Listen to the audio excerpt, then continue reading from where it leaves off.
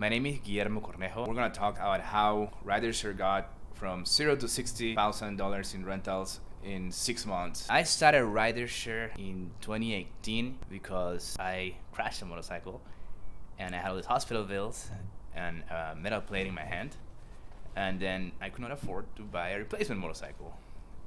So I looked into renting because I didn't even use my motorcycle that often anyways. And that's when I discovered that it cost like $200 a day. There was only one rental shop in the entire Dallas-Fort Worth area, so I had to drive like 30 miles to get there. They only had Harleys, and in the summer they would run out of inventory, despite the high prices. So rideshare is like Airbnb in that people list their personal motorcycles for rent. So it's like an Airbnb for motorcycles. And rideshare has the prettiest CEO in the industry by far. We have the largest traction. We're the largest marketplace for sharing motorcycles in the United States, and right now we have almost 4,000 motorcycles listed for rent, and generating millions of dollars in revenue and for us and for the owners of the motorcycles. It's kind of cool that I basically have helped people start businesses from scratch. So we started one motorcycle and then all the way to 20, 30 bikes and over $100,000 earned per year for some of our hosts. Originally, before I even started a company, I created this shitty website to test the concept, because obviously everyone tells me that they would never lease their motorcycle, that they would rather share their wife. And so against that horrible feedback, I thought, well, I'm from Peru and $100 is a lot of money. So I think people are gonna be willing to share their motorcycle, no matter what they say. And so I ran this little test with a crappy website,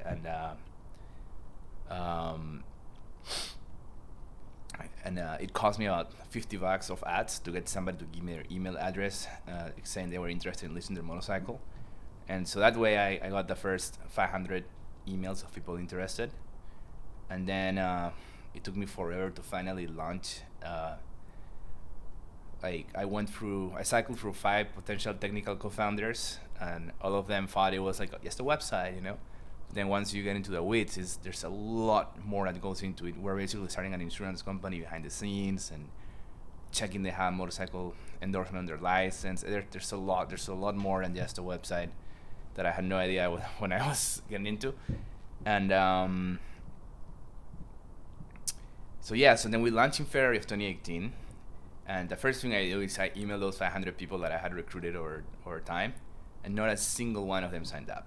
The other thing we did to launch rideshare is we knew that, and you can check, there's tools like Semrush where you can check how competitive it is to rank for Google for certain keywords. And we knew that there was one big player in the motorcycle rental space in the United States, and everything else was up for grabs.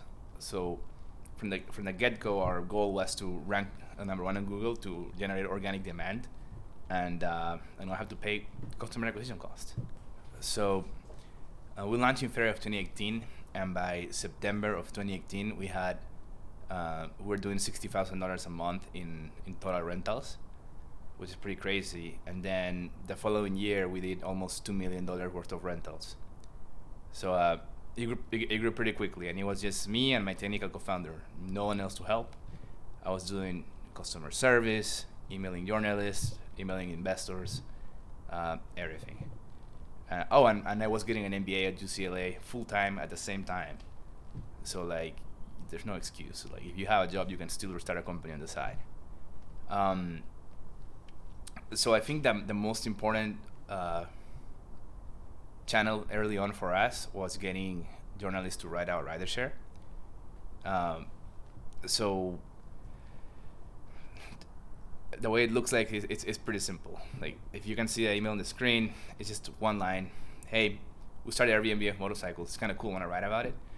And I didn't even have a business email. I was using my personal email, which kind of played in our favor, because then some of these journalists thought, oh, this one of my readers was asking me to write about this new thing. So if it's something my readers are asking for, so I guess I should go write about it. And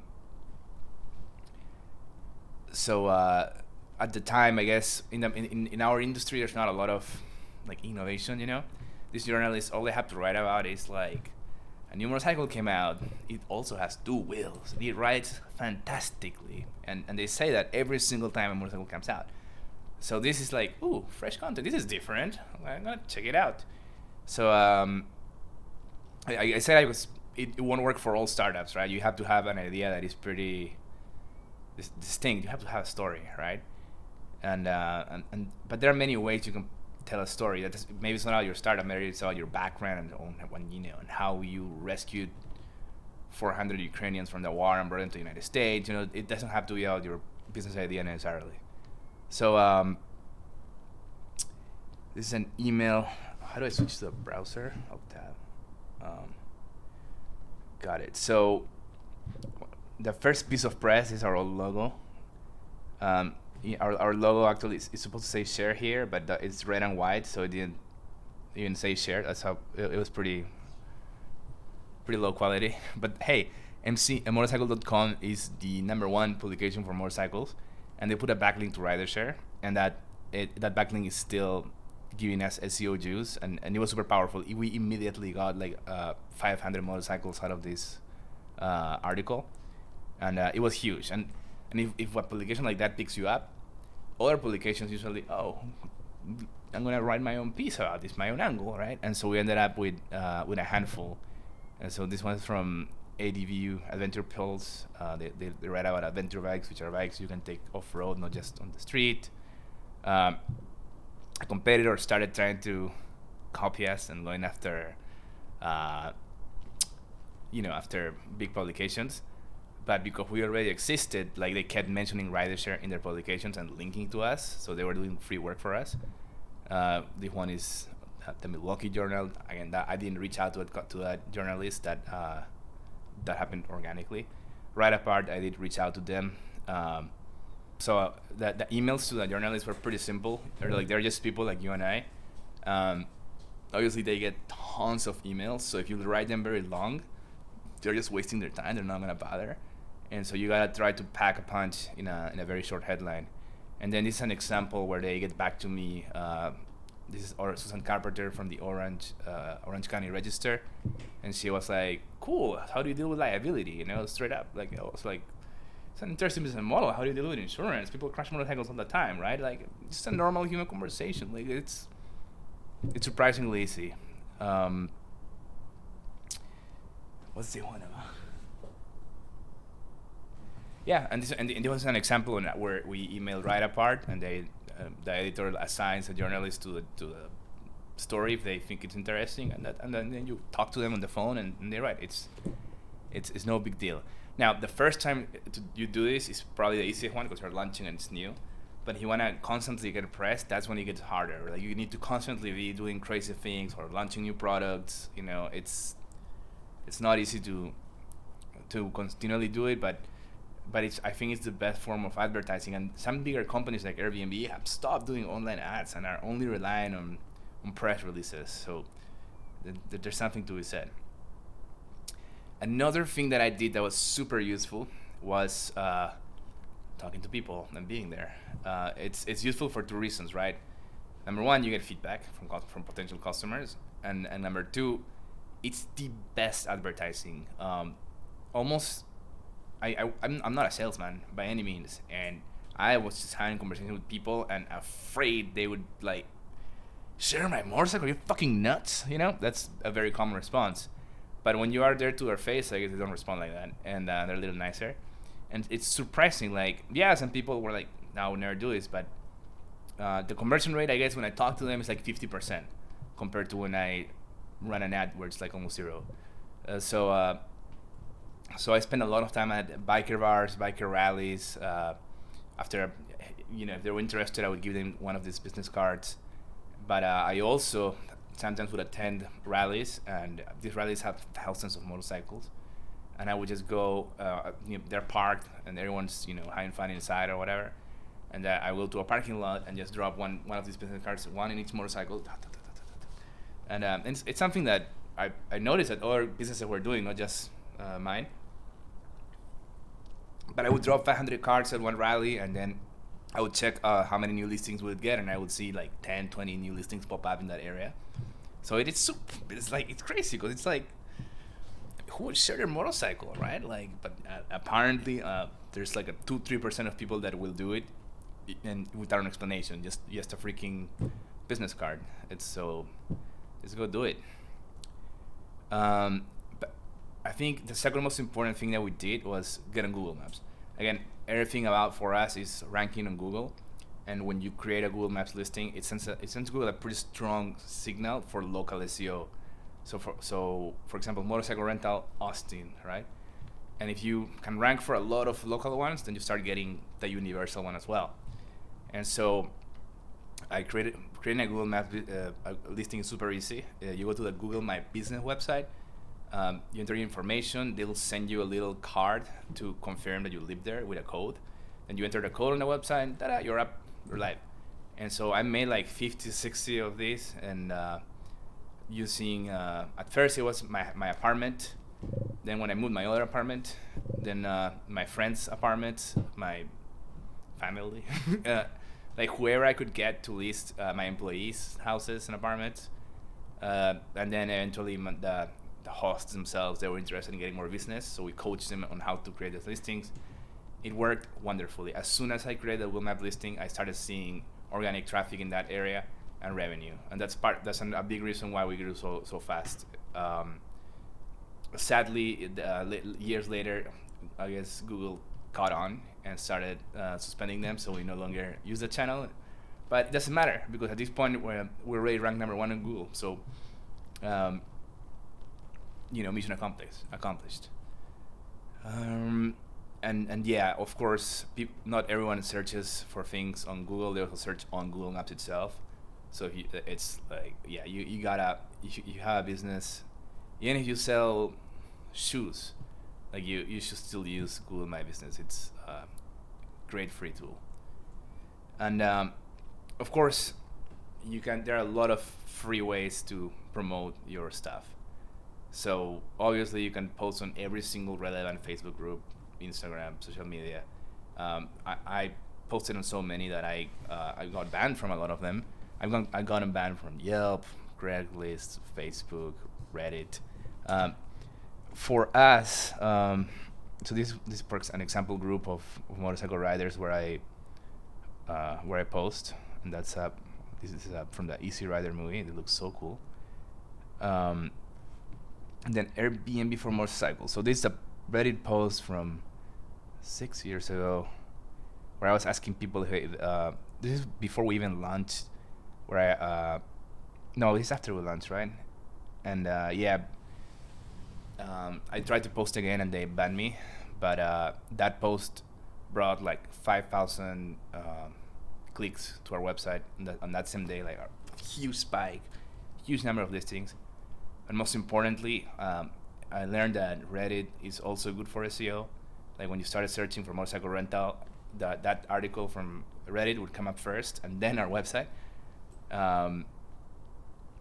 So it's a pretty powerful tool. Reddit is super well optimized for SEO because it's just text. It loads really fast. So it's a great way to boost your traffic.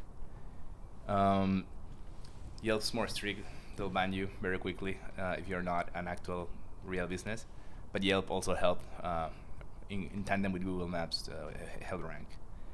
And this is a post that we did recently. I still belong to like 300 motorcycle riding groups on Facebook, and this is a post we just did recently because we're out crowdfunding, and it's free, so why not? I posted so much on Facebook this week that Facebook found my account had been hacked. It's pretty great. Oh, and also I should definitely have to mention, the swag.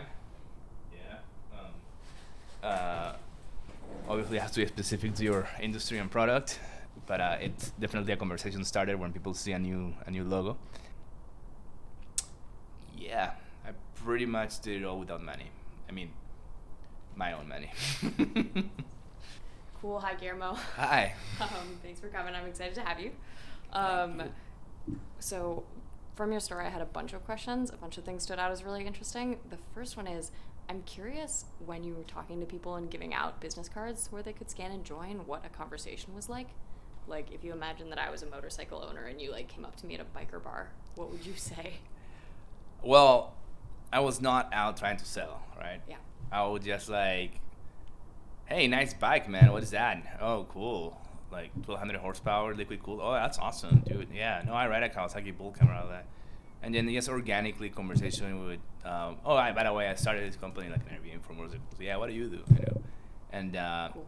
but you throw that line, Airbnb for motorcycles, and people immediately like, what? What's that? You know, so like it was, yeah, it sells itself. Interesting. If you were talking to someone and you said, like, Airbnb for motorcycles, and they were like, oh, that's cool, what does it do? And they seemed interested, at what point would you be like, here's a business card, you should get on and, like, list your motorcycle? I think once the conversation is over. Cool. Yeah, because you don't want to like disrupt the flow, you know. Yeah, that's cool. Something like, awesome, great to meet you. If you want to check it out, here's a business card. Yeah. Cool. Mm-hmm. How many business cards do you think you gave out total over the course of, like, the first 6 months? Like 5,000. Holy crap. That's wild. Where did you print your business cards? It's Vistaprint. Cool. It's kind of expensive, but it was very convenient. And once you have a design, it stays on their website and stuff. Oh, nice. That's super nice. Did people have any trouble with the, like, scan codes, or did you like that as a... Oh, back then people didn't use QR codes. It was just a link. Cool. Now we use QR codes, but... back in the day. Yeah. Yeah, that makes Back sense. in the days. Yes. Hi. Yeah, very cool. Why did you go with business cards at the time rather than, like, flyers or anything else? Budget. Hmm? Budget. Flights are more expensive. Oh, budget. Got it. Yeah. Also, it's easier to carry, right? Like the business cards everywhere with me, Totally. and also For them. for them, right? Yeah. Nice. That's cool. Cool. Okay, on Google Maps, how many Google Maps entries do you think you made for your business? 50 to 60. Cool. Were they mostly in the area you were living at the time? Or Oh no, was it no. all over? All over the country, wherever I could get one. Wow. Yeah. Was that mostly just, like, people in your personal network? Like, you would have a friend who lived in DC and you're like, hey, can you list this as your address? At the beginning. Yeah. And then over time with customers, especially on the supply side, customers that wanted to get more business. Oh, smart. How did you reach out to the customers? Email, phone. Cool. And then nowadays we have blog article where we basically coach them on how to do all that stuff. Whoa. Yeah, you can share it to your people because the same stuff that I did to grow my business, it's all in that article. Works for other people. Yeah, and works for all kinds of startups, not just us. Yeah, that makes sense. Mm. With press, did you ever get any, like, skepticism from journalists? Like, who are you? What is this? Or were they basically, like, interested or ignoring? Well, if they are skeptical, they just ignore you, right? Yeah. But in our case, it wasn't just Susan. A lot of people had questions around insurance and liability, but I had a pretty good answer because of my background and with machine learning, all that stuff. So like, Yeah. I was able to overcome that, right? Cool. How many back and forths with the journalist do you feel like it typically got from, like, initial email to article launched? It varies. Most of the time, I would just submit on something on their website. They would do their own research and publish their own thing. Oh, wow. Other times, it was like an interview, blah, blah, and can you send them more information, and can you send me information of a customer for me to interview, and things like that, yeah. Cool.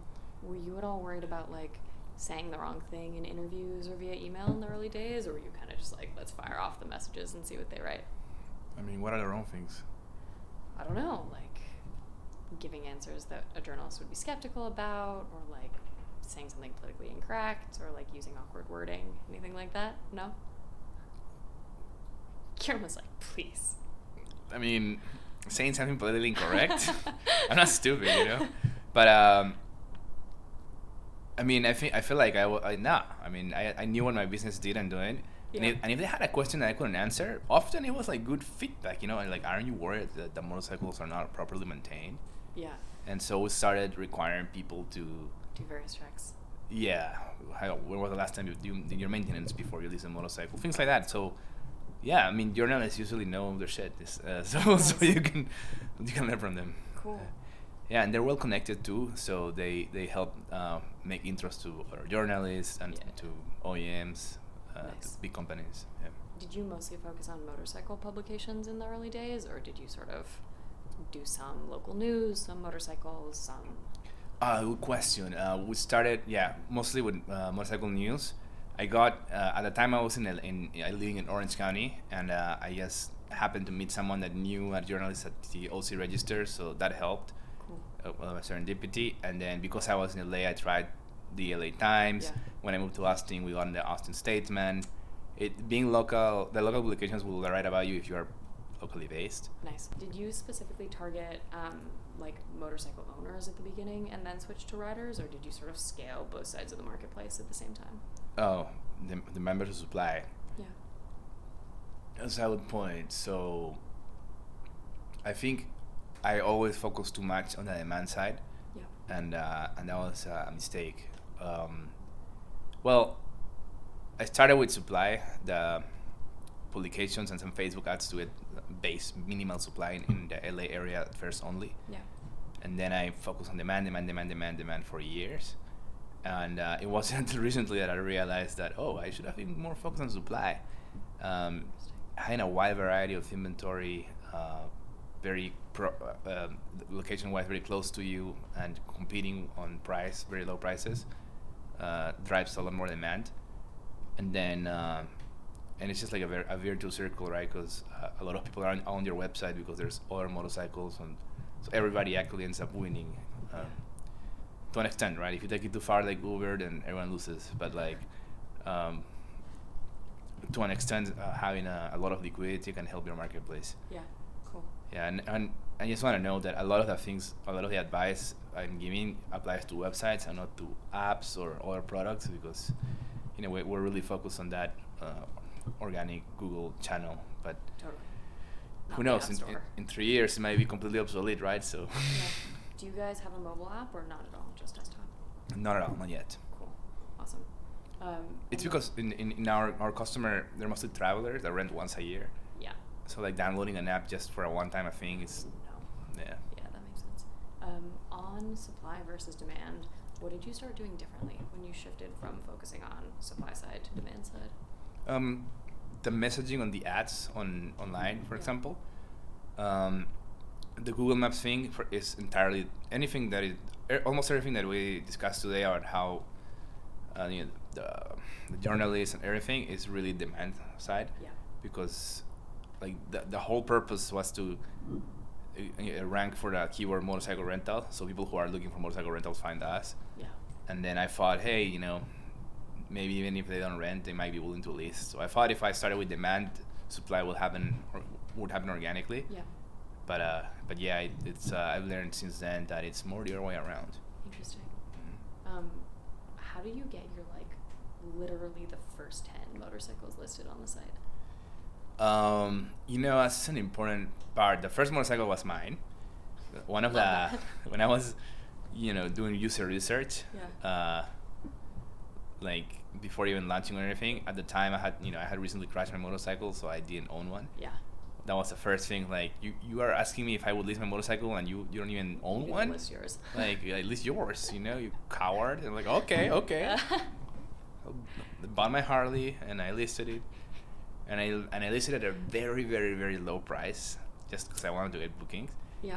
And it had the unintended consequence of that the first 50 motorcycles on the website were all priced rock bottom in LA. Oh wow. Yeah, which is again great, right? Because then holy shit, Riders are like, this is amazing. the journalists would go in there and like it's 4 times cheaper than the alternatives. What the wow. Yeah. So I got lucky in that that regard. Wow, interesting. Yeah. Okay, so it's like 2018, 2017. When did you originally launch? February 2018. Okay, it's 2018. Your motorcycle's on the site. How Mhm. did you get the next 5? The next 5. I mean, the things you don't really know Okay. because they just go online to your website, and at the time we had really poor analytics. Yeah. But they correlate mostly to when those pieces of news went up, and the Reddit articles was Yeah. great. Yeah, it's little by little. Cool. That's awesome. What was your website like at the time? Like, was it a landing page with a sign-up button? Was it how did you actually get on the site to list a motorcycle? Oh, at that point when we were promoting it pretty heavily, it was already functional. You could list and rent and do everything already and verify your license, insurance, but it was garbage. Like, yeah. I would say nowadays we're losing 70% of customers, yes, on the website because of how difficult to use it was. Yeah. Wow. And people hated it and complained, but we still grew to 60,000 a month. So like, that's huge. Yeah, it doesn't have to be perfect. If at the end of the day, what that matters to them is getting a cheap motorcycle for rent. Yeah. That, if they had to go jump through some hoops to get there, then great. Cool. And when you got someone on the site to like list a motorcycle, how many listings were they typically doing? Was it like they have 4 motorcycles, they list 1? Mostly just 1. Cool. Most of the people had like 2 motorcycles, and then they had their main ride they didn't list it. Yeah. And then they got the spare. Yeah. The side chick. Yeah, cool. The side chick. Interesting. Sorry, and I'm sorry I go back to a metaphor, but every single time I ran an ad on Facebook, I get like 10 comments that are like, "I'd rather share my wife. I'd rather share my wife. I'd rather share my wife." It's a very that's wild unique demographic. And we have great responses. It's like, I'm sorry, but we only accept model years 2000 or newer. Yeah. It's really funny. Or like, I'm sorry that mileage is too high on that one. But wild. Yeah. So it's people, man. Interesting. Shamelessly, publicly. Yeah, it happens. Yeah. And back on journalists and articles, how many journalists do you think you reached out to in the very early days, and like over what period? Was it like you started contacting them a year before launch? You started contacting them as soon as you launched? As soon as we launched. Okay. Yeah. And like, I don't know, 50, 60 of them, and maybe 5, 6 published. Cool. Yeah. That's not bad. I was pretty obsessive about it. Yeah, that's cool. Yeah. I mean, everywhere, like anything that had the word motorcycle on it, and you could contact them or leave a comment, I did, right? Cool. Yeah. How long do you think it took you to like write the very first cold emails? Was it like you sat down for 5 minutes and you were like, perfect, or did you like obsess over the wording, or? Oh no, 2 minutes. Nice. You saw it, right? Just a one-liner. Very casual. Yeah. Yeah. Nice. Awesome. Cool. Yeah.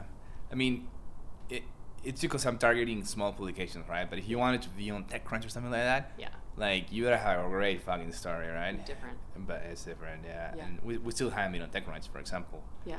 But we'll get there one day. Yeah, that makes sense. That's awesome.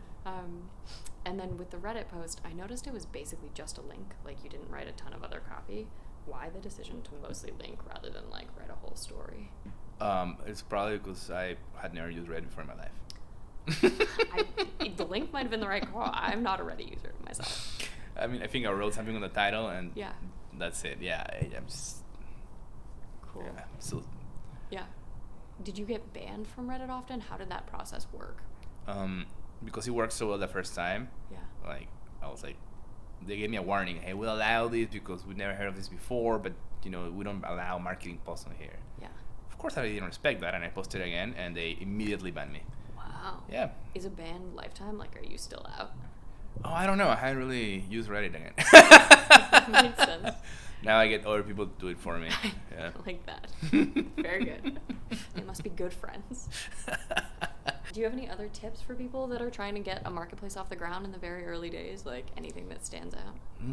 There's a community nowadays called Everything Marketplaces. Cool. That, like a bunch of marketplace executives and CEOs and entrepreneurs are on there. Nice. And they have tons of posts, like shared information. Okay, awesome. I think do you have questions? Do you want to pop in? Hi, I'm Kevin. I'm one of the co-founders of ShowMe. You'll occasionally hear me say things from behind the camera. Incredible. How did you know which publications were small? Online. There's a website called similarweb.com, and you can measure how much web traffic they get. But also, I'm talking about the motorcycle industry, right? Like, how many people ride motorcycles? Like 3% of Americans. So like, just by default, none of the motorcycles are core publications it's gonna be huge because it only targets 3% of the country, right? And so like, yeah, and then the local publications are also like, they're local, so like, they're starving for good local content. And it seems like you just like, you tried a bunch of things and then just sort of really quickly to see what works. Is that what you would recommend for other startup founders, or do you think they should like take their time and like pick their shots? I mean, it depends, right? Because its product is so different. But no matter what you do, you have to run a very scientific process, and so like track everything. Like, this is what we did this day. This is how many customers visited, how many conversions, like, and make sure, because like one of the problems of doing everything at once is that it's very hard to untangle and understand which one of those things is the one that did the most for you. And but sometimes it is a combination of things that results in, you know, you need someone to see your ad 5 times before they click or whatever. And so there's no easy answer, man, but except to try to run as scientific a process as possible. Did you guys do like things like, did you do like, you know, I'm visiting bars this month and then the next month you're like, I'm posting on Reddit, or did you do sort of everything at the same time? Well, in the early days, no, it was everything at the same time, because none of those channels were really scalable. So there was no point on trying to measure them. I just needed some traction, right? Like, the hardest part is getting those first 10 customers. And so, but once you have some traction, then it's easy to, okay, I run some ads, I have 50 motorcycles, so I have to find them customers. Pretty easy, right?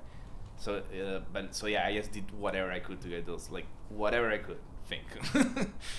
But later on, yeah, for example, we sent flyers to every single person that owns a Harley Davidson in Houston, Texas. Holy crap. And then not a single of one of them listed a motorcycle on Rider. So we learned, okay, maybe that channel is not gonna work. So That's wild. Did yeah. you think, you know, maybe it was that you used the wrong messaging on the flyer? Well, it was the same messaging as the business cards, you know? So like, what are the business card worth, but not the flyers? Maybe it's because the database we bought, maybe it wasn't really Harley owners, maybe it was bad data that we purchased. Maybe it's because, you know, you get them in the mail and along with a million other marketing people, you don't even really just throw it away. Yeah. Whereas the business card is on the motorcycle, so they can't miss it, right? Like, or else they sit on it and they're like, what's this weird thing? Oh, Airbnb of motorcycles. Oh, what? You know, like. Anything else you did that like really didn't work? That it really didn't work? Yeah. Oh, so many things. Where do I start? I wasted a lot of money testing so many channels, but I kind of like, I don't register those memories, right? Like, because they didn't work. But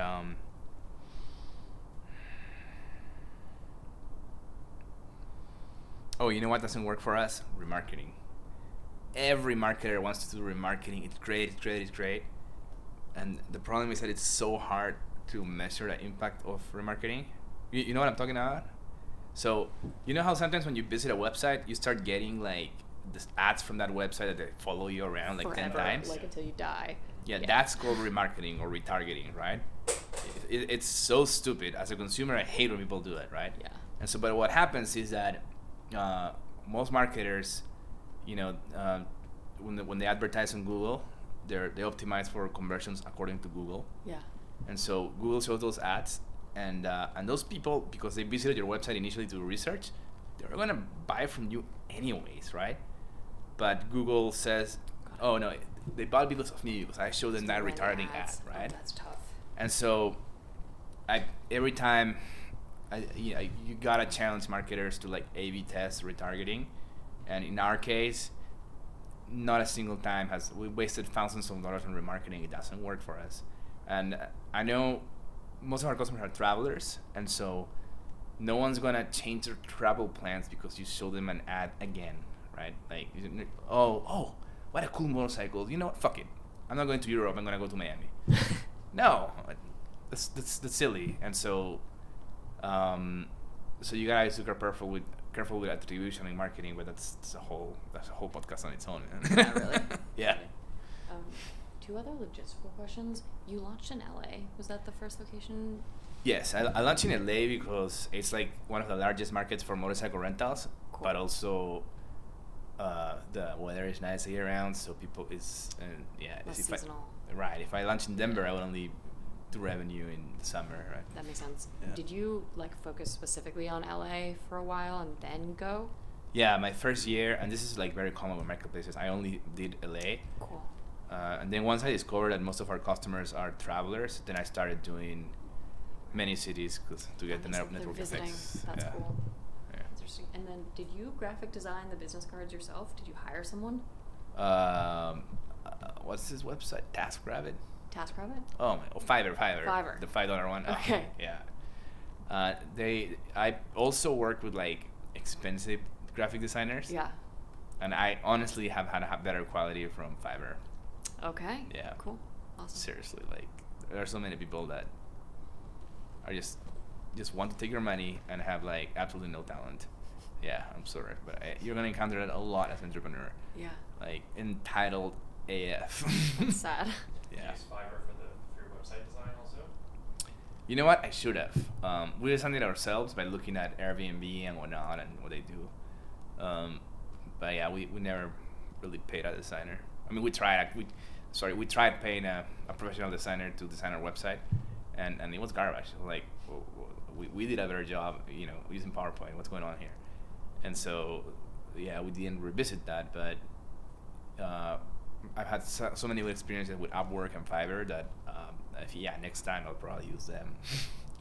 I become a huge fan of outsourcing, by the way. Like, everything's cheaper on Fiverr.